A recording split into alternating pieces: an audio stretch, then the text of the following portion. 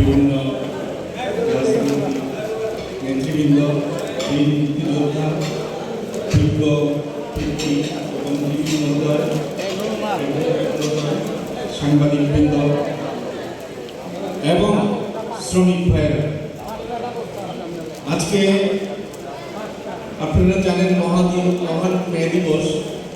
অনেকেই বলে গেছেন, শ্রম অধিদপ্তরের কর্মকর্তাবৃন্দ বলে গেছেন। সুতরাং আসলে যে কোনো জিনিস পাইতে গেলে রক্ত দিতে হবে।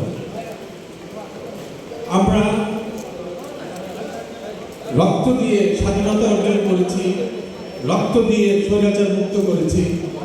এখানে উপস্থিত আছে বীর মুক্তিযোদ্ধা আশরাফুদ্দিন খান, ভালো।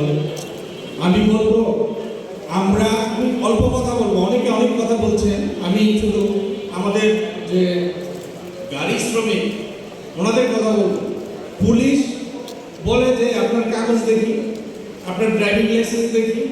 কেউ বলে না আপনার চোখের অবস্থা কি, আপনার হার্টের অবস্থা কি, আপনার শরীরের কি অবস্থা, আপনার চোখটা কতটুকু পাওয়ারফুল, কি অবস্থা, আপনি কি চালাইতে পারবেন কি চালাইতে পারবেন না। কেউ জিজ্ঞেস করে না আপনার বাড়িতে কার কি সমস্যা। বাচ্চাটাকে যে অসুস্থ রেখে আসছে, এই লোকটা 200 কিলোমিটার গাড়ি চালিয়ে যাবে, পথের মধ্যে কোনো অ্যাক্সিডেন্ট হলে সেটাই হবে। তো আমার কথা হলো, শ্রমিকদের যথাযথ মর্যাদা দিতে হবে।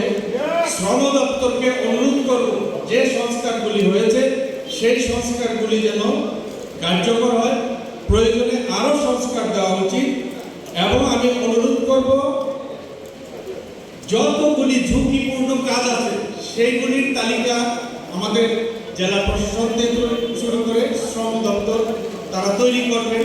ন্যায্যপ্রায় তেমন মিল ইন্ডাস্ট্রি নাই, ফ্যাক্টরি নাই, কিন্তু এই যে একজন শ্রমিক টাইলস মিস্ত্রি বলে গেছেন, ওনারা যখন কাজ করে ওনাদের কানে কোনো কিছু দেওয়া থাকে না, ওনার কানটা 2-3 বছরের মধ্যে সে কথা শুনতে পারে না।